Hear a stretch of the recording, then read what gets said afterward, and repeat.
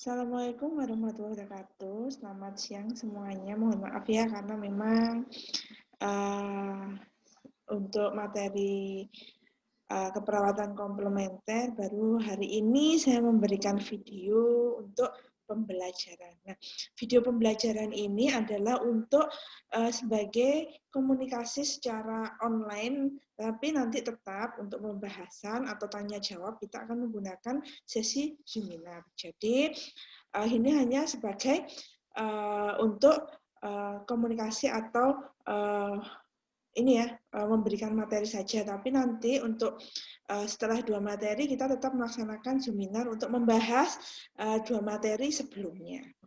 Ya.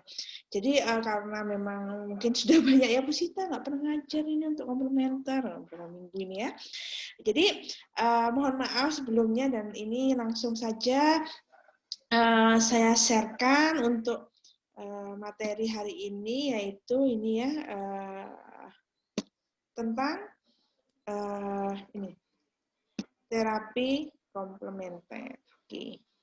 Nah, kemarin sudah berapa minggu yang lalu sudah kita bahas tentang apa sih tentang komplementer ini ya. Jadi ini kita akan lebih pada awal preambulnya udah telat ya Bu, sudah 1 bulan baru preambul ini ya, nggak apa-apa. Jadi di sini saya akan membahas tentang bagaimana sih sekilas tentang terapi komplementer dan apa peran kita sebagai perawat dalam penanganan terapi komplementer. Tetap saja dalam terapi komplementer itu kita harus bekerja sama dengan sejawat kita yang lain ya, maksudnya tim medis, dokter, kemudian untuk di farmasi, terus kemudian juga untuk gizi. Jadi kita tetap nggak bisa berdiri sendiri karena kita ini berperan benar-benar merupakan teamwork, apalagi untuk terapi komplementer. Sini ya.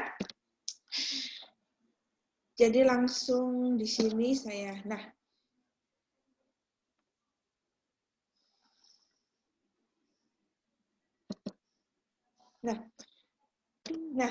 terapi komplementer, nah ini sebagai preambul pembukaan, contohnya tekanan darah tinggi atau pasien-pasien dengan hipertensi yang sudah kronis, ya, sudah kronis. Nah, mungkin di sini jenengan bisa apa sih Bu yang mungkin jenengan lebih mudah untuk melihat contohnya model terapi komplementer itu seperti apa ya? Nah, terapi medis itu adalah contoh terapi medis adalah obat-obatan. Jadi obat-obatan ini bekerja sama dengan farmasi ya. Terus obat-obatan berupa kaptopril untuk ini untuk mengontrol tekanan darah, terutama tekanan darah yang ada di pembuluh darah dan jantung. Kaptopril itu ya. Terus kemudian amlodipin, ini biasanya berhubungan dengan ginjal dan jantung juga. Bisoprolol, furosemid ini adalah biasanya dia bekerja untuk membuang cairan berlebih dalam tubuh sehingga mengurangi beban jantung. Nah, terus kemudian nifedipin ini berhubungan dengan tekanan darah. Nah, ini adalah obat-obatan paket yang biasanya diberikan sebagai terapi pada penderita tekanan darah tinggi. Nah, yang dimaksud terapi itu terapinya medis, otomatis di sini juga kita merupakan teamwork ya.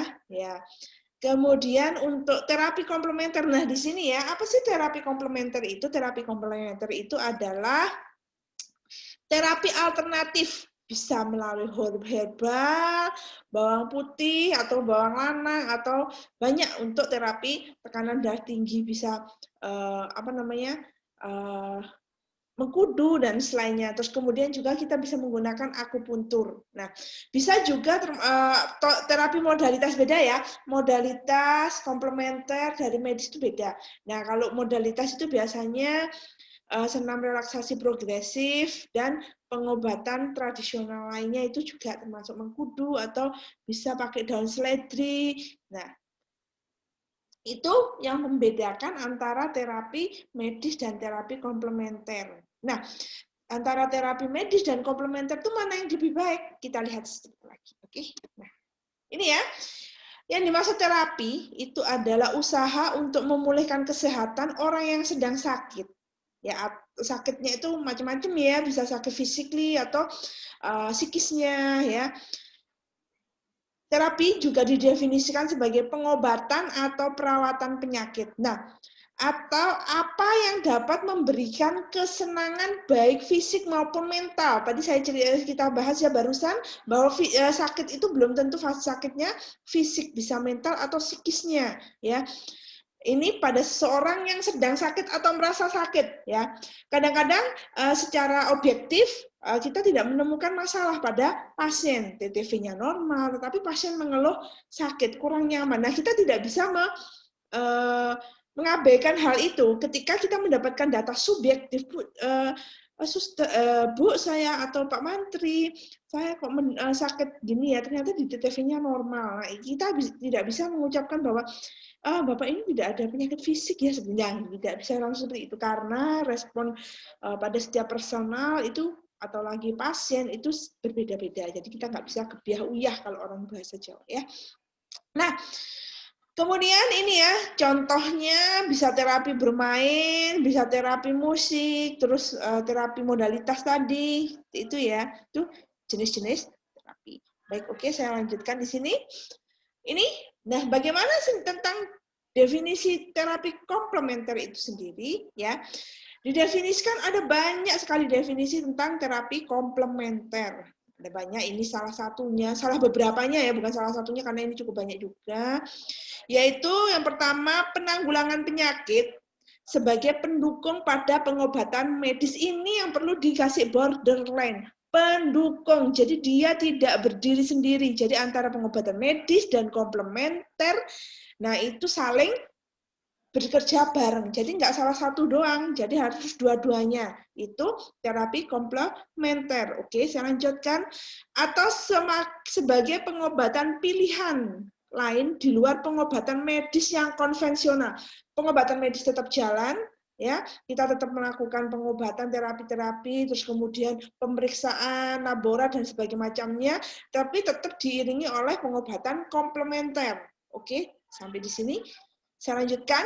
Nah, kalau menurut WHO, pengobatan komplementer adalah pengobatan non-konvensional yang bukan berasal dari negara yang bersangkutan, yang bukan berasal dari negara yang bersangkutan. Jadi bisa bisa dari negara lain ya. Bisa umpama kita mengadop akupuntur dari Cina atau yang mana seperti itu ya. Terus kemudian bekam dari daerah mana ya? Timur Tengah itu ya. Terus kemudian definisi lainnya adalah pengobatan tradisional adalah pengobatan yang sudah ada dari zaman dahulu digunakan dan diturunkan secara turun-temurun pada suatu negara. Kalau Indonesia itu jamu ya. Ini ya.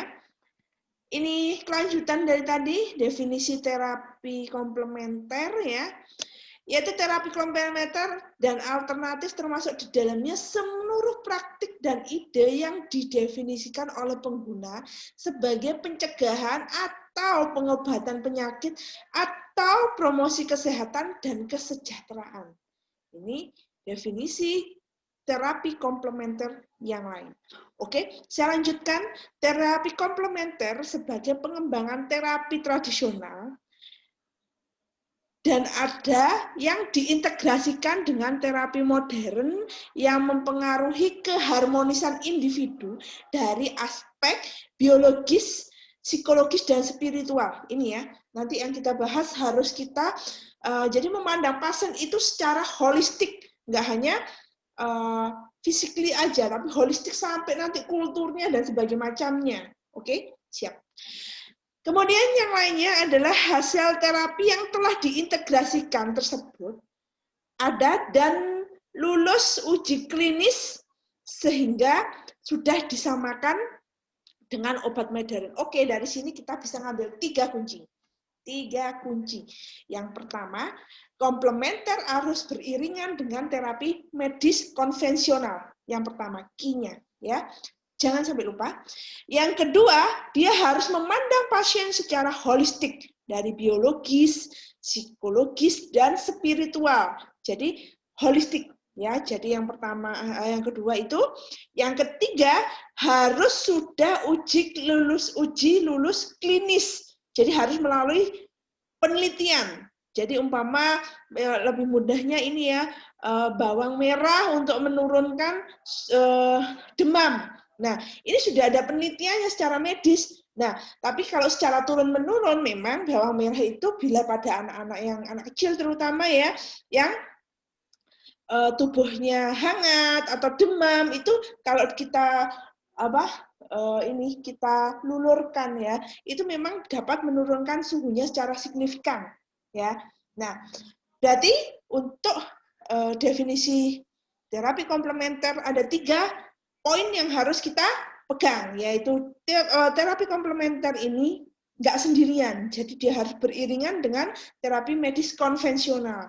Yang kedua, bersifat holistik, jadi memandang pasien dari semua aspek, biologis, psikologis, spiritual, jadi nggak sendirian, jadi bukan fisiknya doang, ya, sampai ke kultur dan lingkungannya. Yang ketiga, dia harus sudah lulus uji klinis melalui penelitian yang sudah dipublish dan sudah jelas. Jadi bukan katanya, dulu katanya mbah saya, oke katanya mbah saya itu jenengan teliti, dan hasil penelitiannya itu yang kita gunakan. Oke, berarti 3 poin itu sudah. Saya lanjutkan lagi. Terapi komplementer adalah terapi yang digunakan secara bersama-sama. Ini tadi ya, poin yang pertama tadi ya.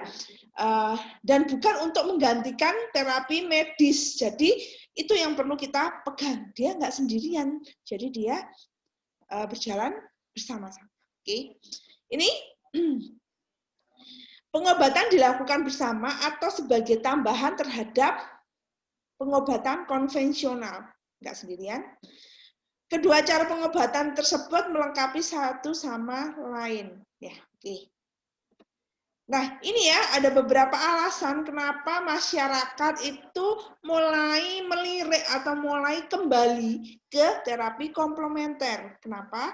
Ada 4 alasan di sini. Ya, yang pertama, ini yaitu alasan yang paling umum orang menggunakan terapi komplementer adalah untuk meningkatkan kesehatan dan kesejahteraan atau wellness, mencakup kesehatan optimum seseorang baik secara fisik, emosional, mental, dan spiritual.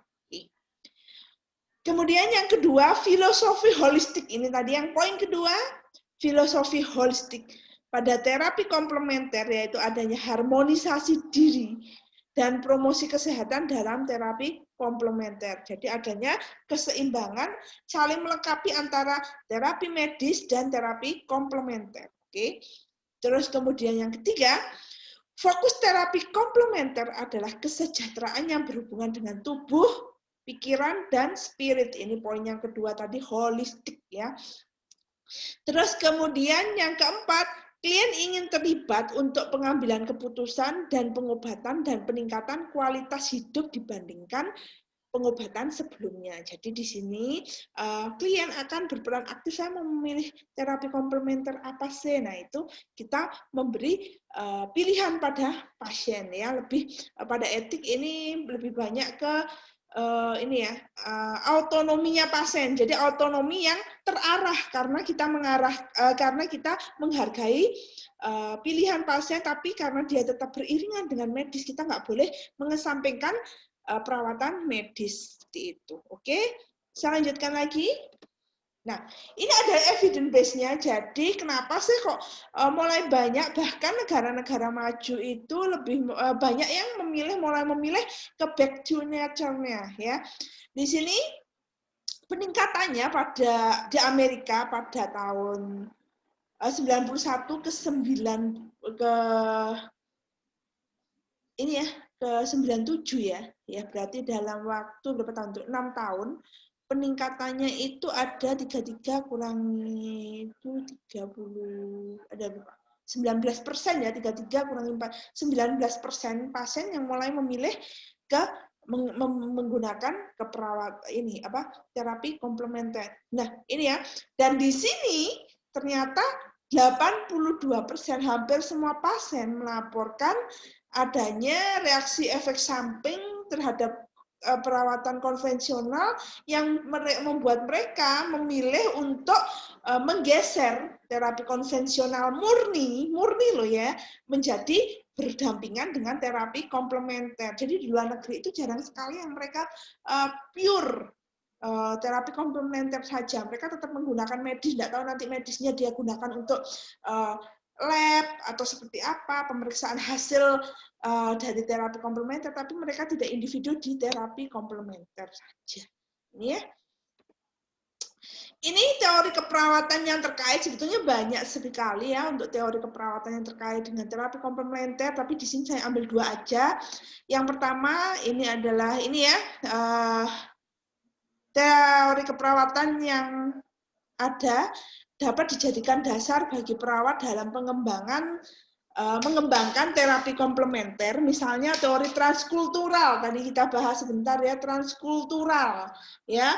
Terus kemudian yang dalam prakteknya mengaitkan ilmu fisiologis, anatomi, patologis dan lain-lainnya, holistik tadi. Oke. Terus kemudian Florence Nightingale, ini ya, Florence Nightingale, masih ingat Ibu Florence Nightingale ya, Ibu keperawatan ya, yang selalu membawa lentera kemana-mana pada Perang Dunia Pertama dulu ya, telah menekankan pentingnya mengembangkan lingkungan untuk penyembuhan dan pentingnya terapi seperti musik dalam proses penyembuhan. Jadi ini ada modifikasi lingkungan, ya. Terus kemudian punyanya Kolkaba, itu berhubungan dengan nyeri. Nah itu sangat nyeri tidak hanya kita pandang sebagai masalah fisik, tapi masalah psikologis juga yang mungkin jenengan bisa menengok-nengok sedikit atau browsing punyanya teorinya Kolkaba itu juga. Ini selain itu terapi komplementer meningkatkan kesempatan perawat dalam menunjukkan caring pada pasien. Ya.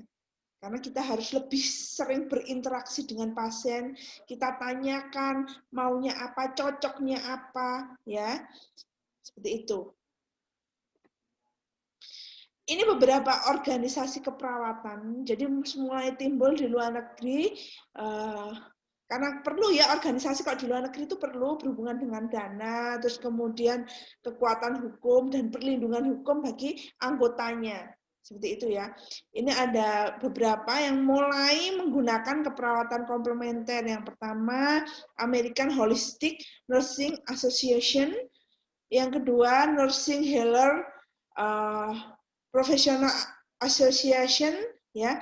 Terus kemudian Nursing Center of Complementary Alternative Medicine. Ini ya. Ini ada 3 ini sebetulnya banyak sekali, tapi yang sudah terkenal itu 3 ini. Saya lanjutkan. Ini ada beberapa kategori terapi komplementer menurut National Institute of Health, ya, Health. Ini yang pertama ini sudah kita sedikit kita bahas di kemarin ya, silabus ya, yang beberapa minggu yang lalu, yang sudah lalu, masih ingat ya, semoga tidak mudah lupa karena tugas dari saya juga sedikit ya, atau dari yang lain. Oke, saya lanjutkan. Yang pertama, biological best practice ya, ini meliputi herbal ya, herbal, vitamin dan suplemen lainnya. Oke. Yang kedua, mind of body techniques ya, meditasi ya itu ya. Terus kemudian manipulative and body best practice, bisa pakai pijat, refleksi, atau bisa dengan hipnotik ya, yang tatap matanya siapa aja itu ya. Oke. Terus kemudian energi terapi bisa menggunakan terapi medan magnet tuh yang ada kalung-kalung, gelang-gelang yang dijual satu setel. Nanti kalau Anda menelpon hari ini, jenengan akan mendapatkan paket hemat, biasanya jam 12 malam, jam 1 malam ya, transfer aja ke sini gitu ya. Oke, itu mungkin yang sering bangun malam sangat mengenal sekali itu ya.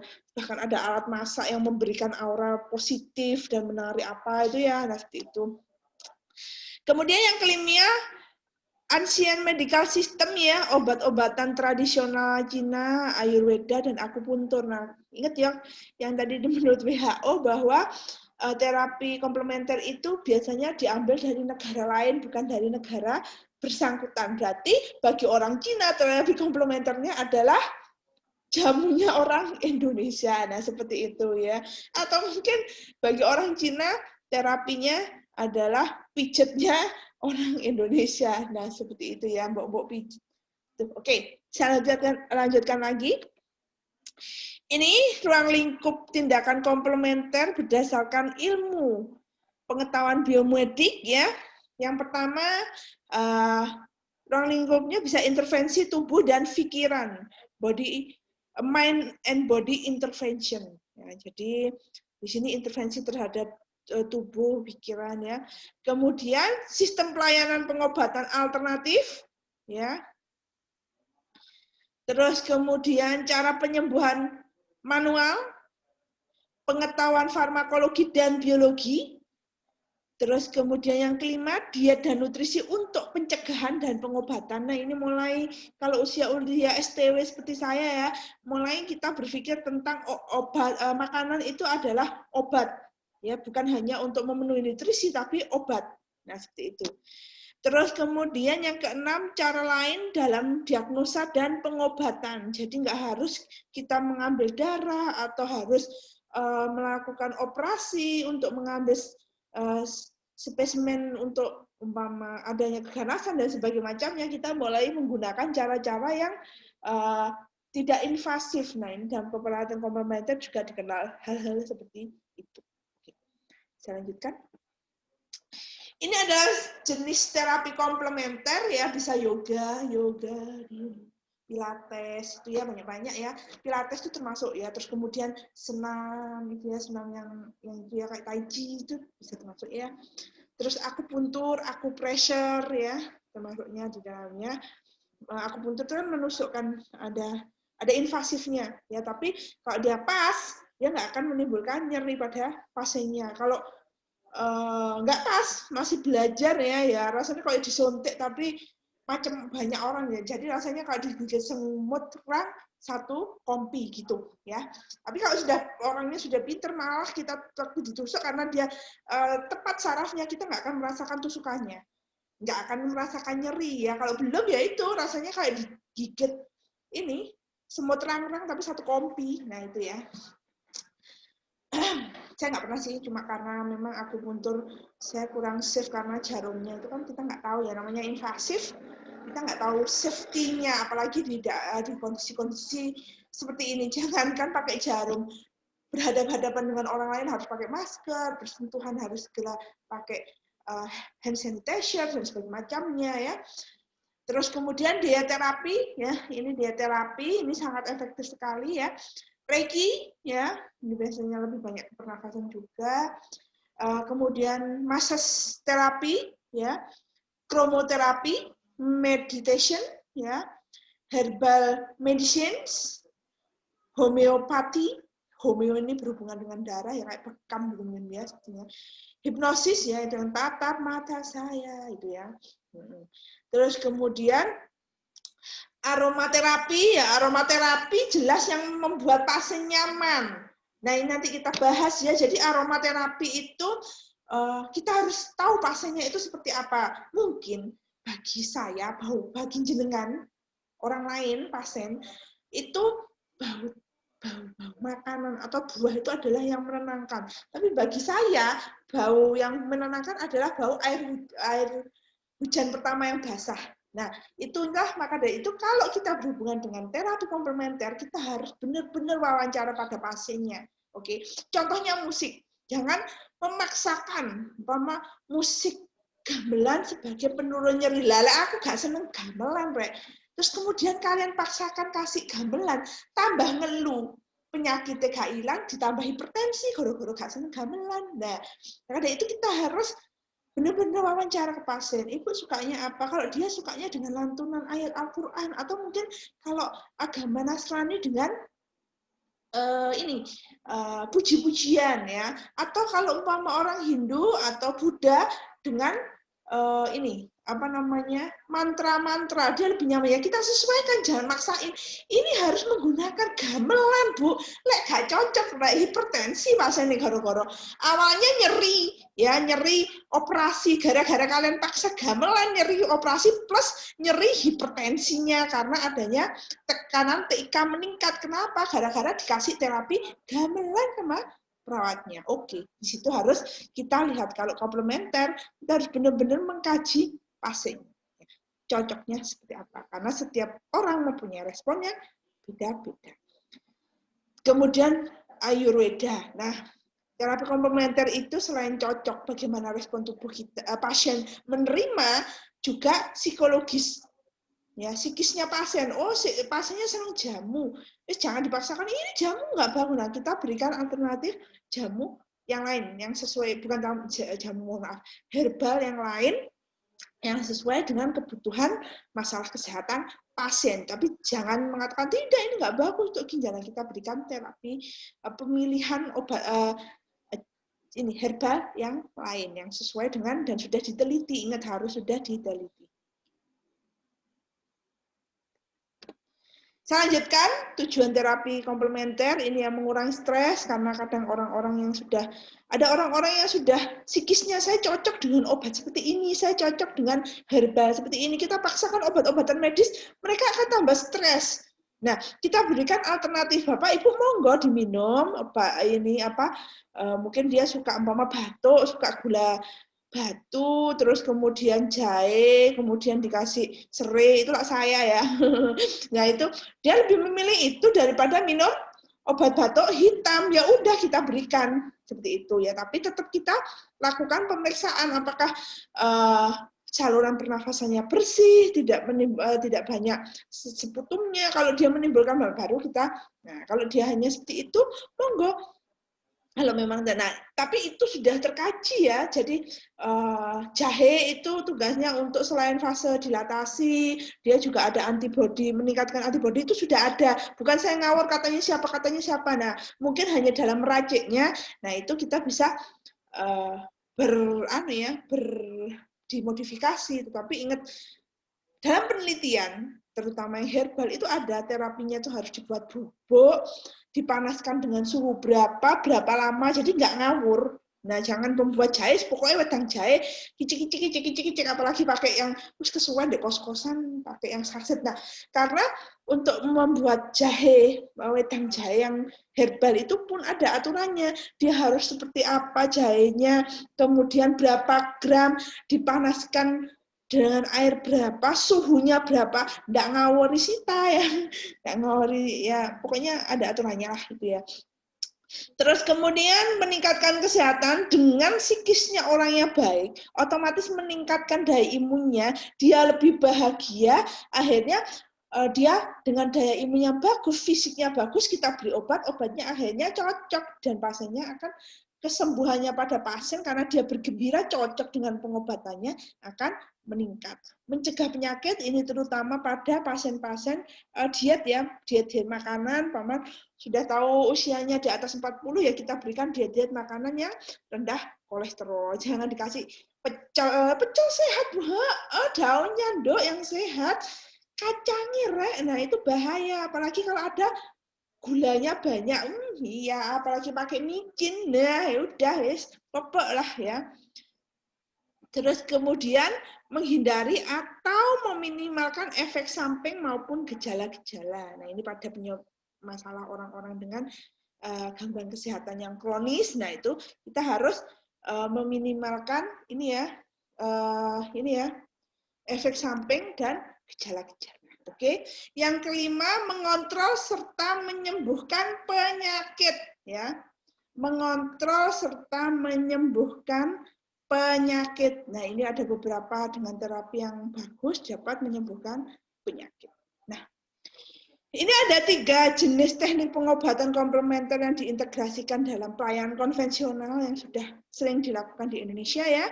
Dari akupuntur ya, yang berasal dari Cina ini ya, jangan silahkan mempelajari sendiri ya. Teorinya kalau belajar ini harus ada sekolahnya sendiri, ada pelatihannya sendiri ya. Ini hiperbarik ya. Jadi biasanya pada dia diberikan tekanan oksigen tinggi, tapi nggak selalu ya, ada terapinya, ada pelatihannya juga ya. Dan ini biayanya cukup besar karena memerlukan alatnya juga. Ini terapi hiperbarik ya. Ini terapi herbal medik. Nah, yang tadi saya katakan, jadi membuatnya itu nggak asal-asalan saja. Jadi berapa gram, terus bagaimana teknik meraciknya, suhunya berapa, itu ada aturannya ya. Nah, ini adalah kriteria bahan-bahan. Jadi bahan obat itu mungkin kalau jenengan melihat yang di supermarket gitu ya, itu ada jamu, obat herbal terstandar maupun fitofarmako. Itu bedanya apa? Monggo dibaca di sini ya. Kalau obat tradisional tuh gambarnya, lambangnya seperti ini ya. Nah, ini kalau kriteria obat alam ya, ini berdasarkan SK Kepala Badan POM RI ya. Nah, ini ya. Ini Permenkes ya yang melindungi perawatan komplementer ya. Jadi harus alternatif di fasilitas kesehatan, otomatis harus sesuai kompetensi. Ada tenaga ahli yang sudah terlatih, tersertifikasi, aturan bagi tenaga asing, alatnya harus aman, ya. Terus kemudian harus ditulis efek sampingnya semua. Farmakologi dari bahan alam itu juga ada efek sampingnya dan itu harus ditulis, ya. Ini tugas perawat komplementer, tetap ya kita harus jadi konselor, pendidikan kesehatan, peneliti, pemberi pelayanan langsung, koordinator dan advokat. Nah, ini ranah keperawatan komplementer dari promotif, preventif, kuratif, dan rehabilitatif. Semuanya masuk. Promotif itu biasanya pencegahan. Jadi kita memberikan diet-diet yang mengurangi resiko pasien terjadi kecacatan atau masalah kesehatan lebih lanjut. Preventif, mencegah ya, sama hampir sama promotif, kuratif, pengobatan ya.